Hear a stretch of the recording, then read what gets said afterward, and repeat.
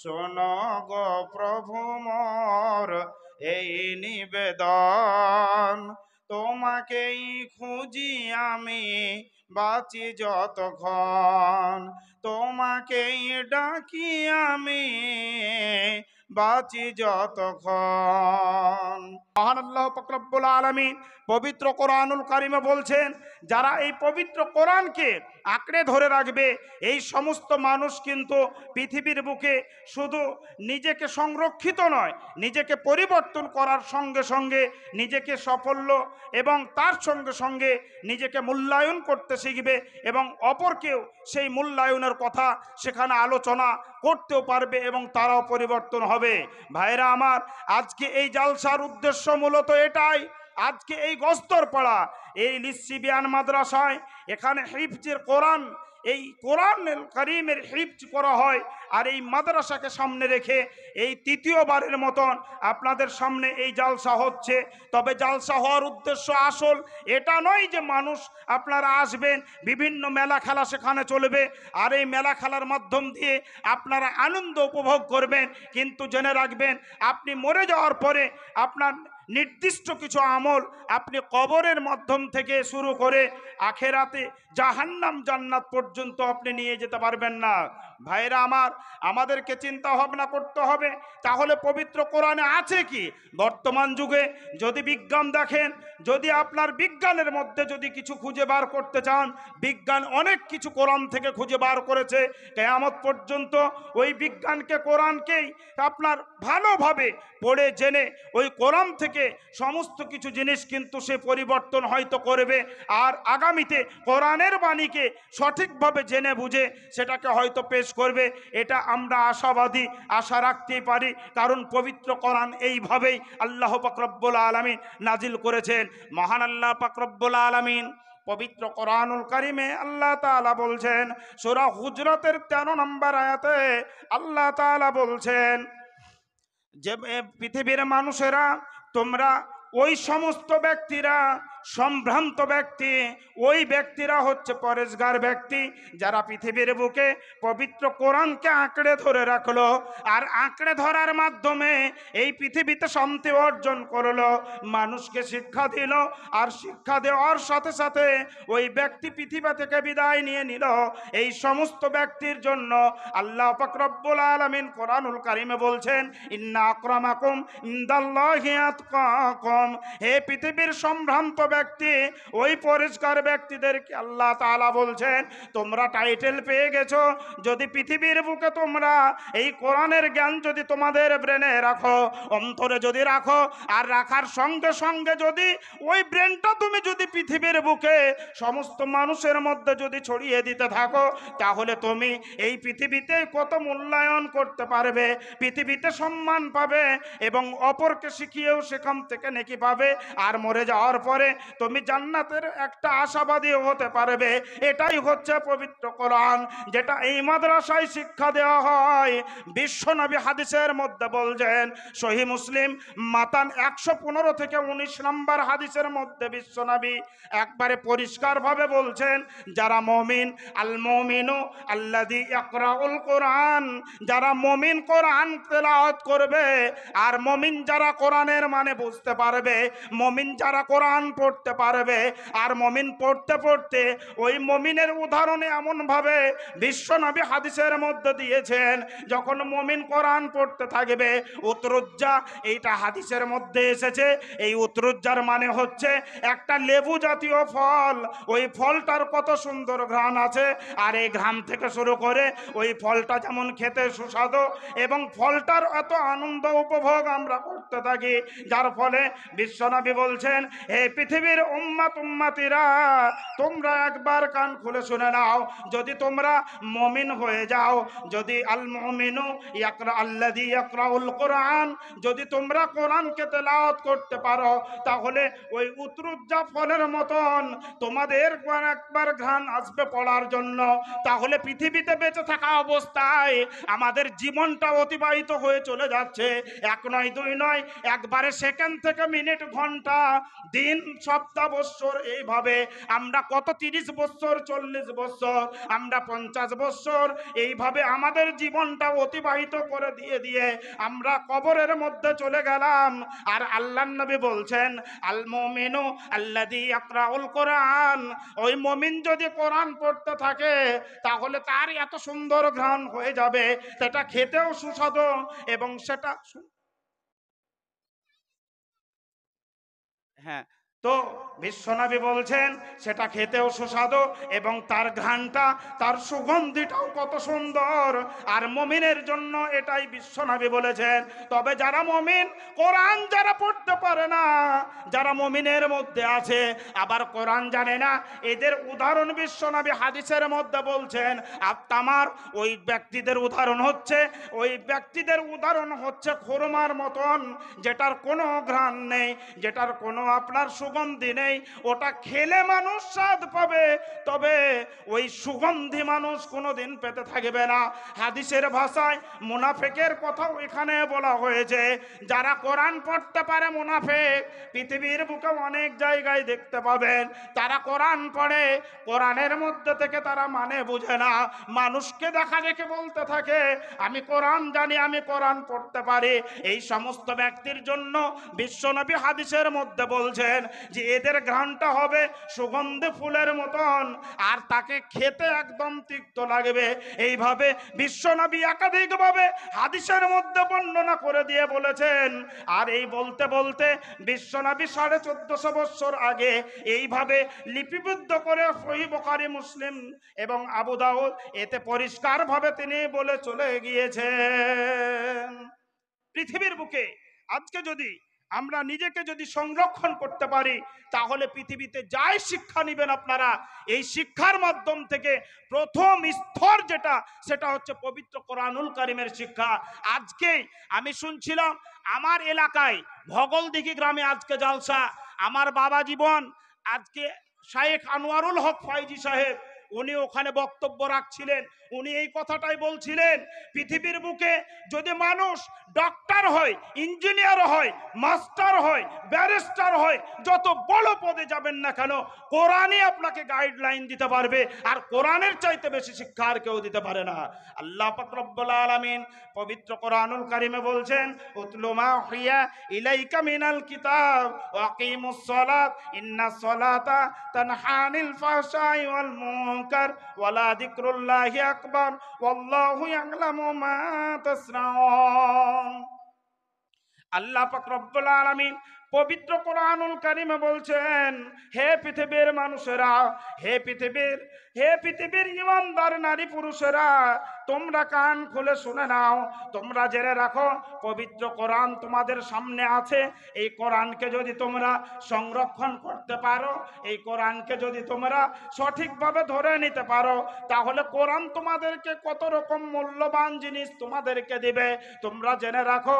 আল্লাহ তাআলা পবিত্র কোরআনুল কারীমে বলছেন যে তোমরা জেনে রাখবে, ওই কোরআন যখন সঠিকভাবে তোমরা ধরে রাখবে, ওয়াকিমুস সালাত, এবং তারপরে নামাজ পড়বে। আর নামাজ যদি 5 ওয়াক্ত তোমরা পড়ে নিতে পারো, মুনাফিক চালে যদি নামাজ না পড়ো, ইমানের হালাতে যদি নামাজ পড়তে থাকো, ইমানদার হতে পারো। নিজেকে মুমিন যদি প্রমাণ করতে চাও, নিজেকে মুত্তাকি যদি প্রমাণ করতে চাও, আমার আল্লাহ পাক রব্বুল আলামিন পবিত্র কোরআনুল কারীমের মধ্যে বলছে, ওয়াকিমুস সালাত, যদি তোমার নামাজ কবুল হয়ে যায়, আল্লাহর দরবারে যদি নামাজ কবুল হয়ে যায়, ইন্নাস সালাতা, অবশ্যই নামাজ, আনিল ফাহশাই ওয়াল মুনকার, যত রকম ফাহিশা কাজ আছে এই কাজ থেকে তোমাদেরকে দূরে সরিয়ে দিবে। আল্লাহ তাআলা বলছেন, যদি নামাজ তোমার সঠিকভাবে কবুল হয়ে যায়, তাহলে পৃথিবীর বুকে যত রকম ফাহিশা কাজ আছে এই কাজ তোমাকে নামাজি গাইডলাইন দিবে। আর নামাজ সেই জায়গা থেকে তোমাকে পরিপূর্ণভাবে, মানে সেই জায়গা থেকে তোমাকে দূরে সরে নিয়ে আসবে। অবশ্যই আল্লাহ পাক রব্বুল আলামিন এটা মুমিনের জন্য বলেছেন। ভাইরা আমার, বর্তমান পরিস্থিতিতে আমরা যদি দেখতে যাই, তাহলে আজকে আমাদের বয়স যাদের হয়ে গেছে, যারা যুবক আছে, এই যুবক থেকে যারা মানে পুরুষ বৃদ্ধ এরকম হবে, কয়েকটা শ্রেণী আছে।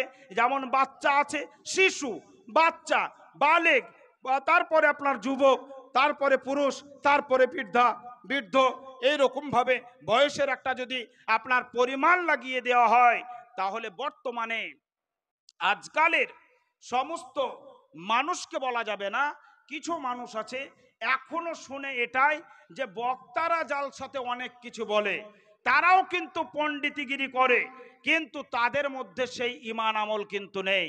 ভাইরা আমার, আমার বক্তব্যের বিষয় হচ্ছে বর্তমান যুগে মানে মানুষের অবস্থা, তার সঙ্গে কোরআন কি বলছে এটাই আমি জানাতে চাইছি। আর কোরআন বলছে এটাই যে বর্তমানে মানুষ অনেক থাকবে যারা কোরআন পড়তে জানবে, কোরআনকে মানবে না এবং কোরআন অনুসারে চলবে না, এই সমস্ত মানুষ অহরহ ভুরি ভুরি দেখা যাবে। তার ফলে আপনাদেরকে পরিবর্তন হতে হবে। পরিবর্তন কতদিন হতে হবে এবারে আপনাদেরকে বলি যে পরিবর্তন ততদিন পর্যন্ত হবেন যতদিন পর্যন্ত আপনি নিজেকে মূল্যায়ন না করতে শিখবেন। পৃথিবীর বুকে এমন কিছু দৃশ্য দেখা যাচ্ছে ভাইরা আমার, মায়েরা আমার, এই দৃশ্যর কথা বলতে গিয়ে চোখ দিয়ে অশ্রু চলে আসে।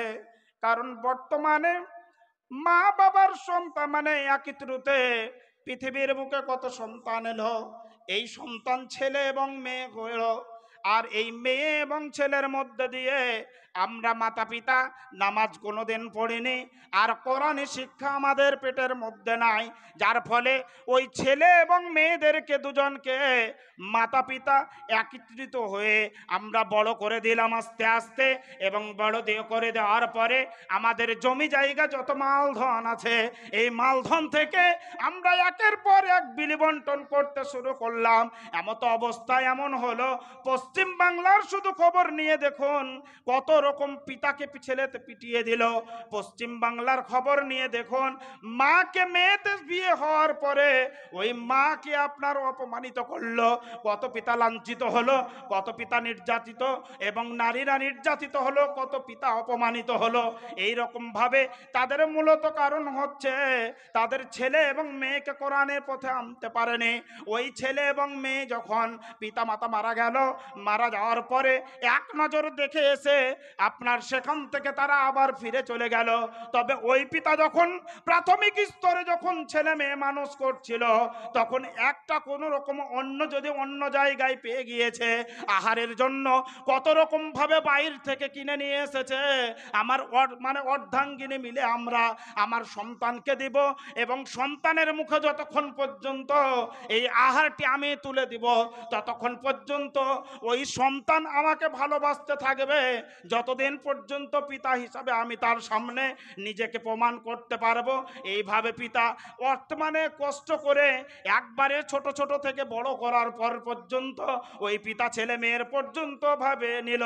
এবারে যখন ওই পিতা অসুস্থ হয়ে গেল, তখন ছেলের বউ পিতাকে মানে আপনার ছেলেকে বলছে তোমার পিতা বয়স হয়ে গেছে, এখন মারা যাবে, পৃথিবীর বুক থেকে চলে যাবে, এর জন্য কোনো চিন্তা ভাবনা করতে হবে না। ওর পিতা যখন মারা গেল ওই চার কাঁধে খাট, তার আগে বাড়িতে গোসল দিয়ে ওই পিতাকে আপনার জানাজা পড়িয়ে নিয়ে ওই পিতা জীবনে নামাজ পড়েনি। আর আমরা যারা ইমাম আছি এই গ্রামের মধ্যে, গোটা পশ্চিম বাংলার মধ্যে যারা ইমাম মসজিদে থাকি, ওই লোকটার জন্য আমরা জানাজার পর্যন্ত পড়িয়ে দিলাম। জানাজার মধ্যে আমরা তাকে কত সুন্দরভাবে আল্লাহুম্মা গফিরলি হাইয়িনা ও মাইয়াতিনা ও শাহিদিনা, এইভাবে আমরা কত সুন্দর দিন ইসলামের মধ্যে নবীর দিনের মধ্যে ভরে দিয়ে তাকে কবরের মধ্যে নবীর উম্মতের মধ্যে শামিল করে দিয়ে তাকে বিদায় দিয়ে দিলাম। এবার এমন ছেলে এবং মেয়ে আপনার পৃথিবীর বুকে রেখে গেল, এই ছেলে এবং মেয়ে জীবনে কোনোদিন ওই আব্বা মায়ের জন্য একবার হাত তোলে না, বরঞ্চ যদি কোনো জমি জায়গা যদি কোনো রকম ভাবে ভুল ত্রুটি করে গেছে তাহলে ওই আব্বা মাকে গালি দিতেও পর্যন্ত ছাড়ে না। এই পৃথিবীতে বর্তমান সমাজের মধ্যে আমাদের ছেলে মেয়ে এবং পিতামাতা একই স্তরে এখন চলা আরম্ভ করেছে। লিল্লাহে তাকবীর। এই রকম পরিস্থিতিতে এখন বর্তমানে আমাদের বাপ মায়েরা হয়ে গেছে, যার ফলে আমাদেরকে করতে হবে কি, আমাদের ছেলে মেয়েদেরকে মূল্যায়ন করতে হবে এখন বর্তমানে। আর যদি আমরা না করি তাহলে আমাদের পরবর্তীতে ভবিষ্যৎ এরকম ভাবে হবে, আপনি মরে যাওয়ার পরে আপনার ছেলে এমন থাকবে না যে আপনার জন্য আপনার এইভাবে রব্বির হামহুমা কামা রব্বায়ানি সগীরা এটা বলবে, চোখ দিয়ে অশ্রু ঝরিয়ে আপনার জন্য দোয়া চাইবে, এরকম ছেলে কিন্তু এখনো হচ্ছে খুব কম বর্তমানে। আর একটা জিনিস দেখা যায়, এই সমস্ত ছেলে মেয়েদেরকে আমরা যারা লেখাপড়া করাচ্ছি, আপনাদেরকে আমি আগে বললাম যে লেখাপড়ার মূলত উদ্দেশ্য হচ্ছে যে আপনার ছেলে যেমন চরিত্রবান হয়, আহসানুল খুলক তার মধ্যে যেন থাকে, এবং ক্যারেক্টার যেন তার সঠিক হয়, গুড হয়, সেখান থেকে আপনার ছেলে পরিবর্তন হতে পারবে। ভাইরা আমার, ছেলেদের কথা যদি বলি তাহলে আপনাদেরকে হাদিস থেকে একটা উদাহরণ দেই। সহিহ বুখারীর হাদিস নাম্বার 3141, এই হাদিসটাতে আব্দুর রহমান ইবনে আফ তিনি বর্ণনা করছেন হাদিসটি, ভালো করে শুনে রাখবেন।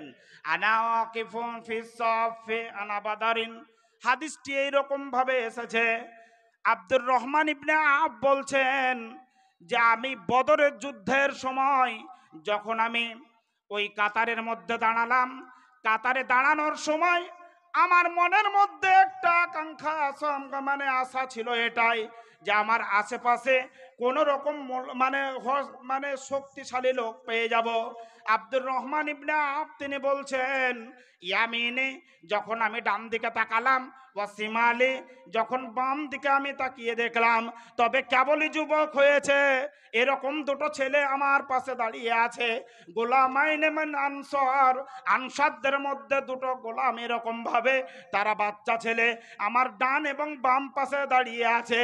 আমি আব্দুর রহমান ইবনে আফ, আমি সেই জায়গায় দাঁড়িয়ে দাঁড়িয়ে আমি চিন্তা ভাবনা করছি, আমি মনে মনে চিন্তা করেছিলাম আমার ডান এবং বাম পাশে যদি কোনো রকম শক্তিশালী লোক পেয়ে যায়, আর ওই শক্তিশালীদের মধ্যে থেকে আমি নিজেকে কমফোর্টেবল মনে করব, এর জন্য আব্দুর রহমান ইবনে আফ দাঁড়িয়ে আছেন।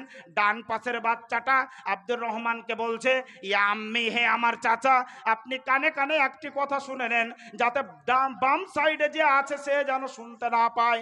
আব্দুর রহমান ইবনে আফকে তিনি বলছেন যে হে আব্দুর রহমান ইবনে, হে আমার চাচা, আপনি আমাকে বলুন আল্লাহ রসুলকে গালি কে দিয়েছে। এই কথাটি যখন শুনতে চাইলেন তখন পিছ পিছ করে আপনার আস্তে আস্তে বললে, এবং বাম পাশের ছেলেটি এইরকম ভাবে মানে আব্দুর রহমান ইবনে আফকে জিজ্ঞেস করছেন। তবে সেই যুগের মধ্যে ওই আনসারদের ওই দুটো বাচ্চা, তাদের কত সাহস, মানে আল্লাহ রসুলকে গালি দিয়েছে বলে তারা বদরের যুদ্ধে আপনার কাতারে দাঁড়িয়ে আছে। কারণ ওই ব্যক্তিকে তারা আল্লাযী নাফসি বিয়াদিহি, ওই বাচ্চা ছেলেরা বলছে যতক্ষণ পর্যন্ত আমার অন্তরে না জান আছে ততক্ষণ পর্যন্ত যে বিশ্ব নবীকে গালি দিয়েছে ওই তাকে মারবো তাকে, তারপরে আমার জানে জান হবে। বর্তমান পৃথিবীতে পশ্চিম বাংলায় বলুন, আমাদের ছেলে মেয়ে আমরা এমন তৈরি করে নিয়েছি, এই ছেলে মেয়ে কোরআন তো পড়বে না, নামাজও তারা সঠিকভাবে পড়তে পারে না। তাদের বাপ মারা নামাজ পড়ে, সে নামাজ তাদের জন্য আলাদা করে কোথাও বলা হয়েছে, যেটা কোরআনের মধ্যেও নেই, যেটা হাদিসের মধ্যেও নেই। যে নামাজ এখন বর্তমানে আপনার 80% মুসল্লি যারা নামাজ পড়ে, এরা নামাজে কি বলে নিজেও জানে না। আল্লাহর নবী হাদিসের মধ্যে বলছেন সর্বপ্রথম নামাজের আগে যত উজু করে, উজুর মাধ্যম দিয়ে যে দোয়াটা পড়ে আমরা জান্নাতের 8টা দরজাকে খুলে দিয়ে চলে যাই। তারপরে যখন নামাজে দাঁড়িয়ে যখন সূরা দোয়ায়ে সানা, সূরা ফাতিহা মানে দোয়ায়ে সানা পড়ি, ওই সানার মাধ্যমে বিশ্বনবী বলছেন আমি এমন ভাবে বলতে থাকি যে আমার কাছ থেকে এমন ভাবে আমার গুনাহকে দূরে রাখিয়ে দাও যেমন পূর্ব এবং পশ্চিমের দূরত্ব যতটুকু আছে। এরপরে তুমি আমার অন্তরটাকে এই সাদা কাপড়ের মতন ধুয়ে দাও, এবং ধুয়ে বার ময়লাটা সবকে উঠিয়ে দাও। উঠিয়ে দেওয়ার দেওয়ার পরে ওই অন্তরটাকে বিলমাই ভালো পানি দিয়ে ওয়াসালজে শীতল পানি দিয়ে অলবারদে বরফ জাতীয় পানি দিয়ে ধুয়ে দিয়ে দাও, তাহলে 8টা দরজা জান্নাতের খুলে এলাম। তারপরে অন্তরটাকে পরিষ্কার করে নিলাম এবং তারপরে সূরা ফাতিহা পড়তে লাগলাম। সূরা ফাতিহার পর 3-4টি আয়াত আল্লাহকে অনেক বড় করে দিলাম, আল্লাহর গুণগান গাইতে লাগলাম। আল্লাহর গুণগান গাইতে গাইতে শেষ পর্যন্ত আল্লাহ তাআলাকে বলছি, হে আল্লাহ, আমাকে সঠিক সরল সঠিক মুস্তাকিম পথ আমাকে দাও, আর ওই পথ দিও না। পৃথিবীর বুকে দৃষ্টান্তমূলক উদাহরণ এখন আছে, ফেরাউন এখন পর্যন্ত আছে। পবিত্র কোরআনে বলছে আনা রাব্বুকুমুল আলা, ফেরাউন তিনি বলেছিলেন আমি তোমাদের খোদা। এইভাবে হামান আছে এবং নমরুদও আছে, যে মূসার সঙ্গে ঝগড়া লাগিয়ে বলেছিল আমি মানুষকে হায়াত দিতে পারি এবং মানুষকে মৃত্যু দিতে পারি, তোমাদের আল্লাহ যেটা পারে আমিও সেটা পারি বলে এরকম ফেরাউন নমরুদ যারা চলে গেছে, এই সমস্ত দলের মধ্যে আমাদেরকে দিও না। তবে কোন দলে দিবে? যে পথে নবী আদম থেকে বিশ্ব নবী এবং খলিফায়ে উমার, আবার 4 খলিফা যখন এসেছে, এই সমস্ত দিন যেটা সঠিক আছে এই দিনের প্রতি আমাদেরকে চালিয়ে দাও। এইভাবে যখন নামাজ পড়ে নিবে, তাহলে জেনে রাখবেন ওই নামাজের পরিবর্তে ওই ব্যক্তি যখন সালাম ফিরিয়ে দিবে, সালাম ফিরানোর পরে ওই ব্যক্তি একের পর এক জান্নাতের একদম সুন্দরভাবে দরজাতে প্রবেশ করতে পারবে। নচেত বর্তমানে যে সমস্ত মুসল্লি নামাজ পড়েন, এদের 80% মুসল্লি এই সমস্ত কথা জানে না। এখন বর্তমানে আপনার পরিষ্কারভাবে আমি বলে দিচ্ছি, বর্তমান মুসলমানদের অবস্থা, এর কারণ মূলত উদ্দেশ্য হচ্ছে এটাই, আপনি গাছ লাগিয়েছেন, গাছটি প্রকাশ চারা আপনি লাগিয়ে দিয়েছেন, প্রকাশ পেয়েছে যে গাছটা মারা যাচ্ছে, তার মানে সঠিকভাবে চারাটা লাগানো হয়নি বা মেডিসিন সেখানে পড়েনি বা পানি দিতে হয়তো ভুল করেছেন। তাহলে গাছটার রেজাল্ট যদি সঙ্গে সঙ্গে পান, তাহলে নামাজের যে সঠিক আপনার হচ্ছে সেটা কেন পাচ্ছেন না?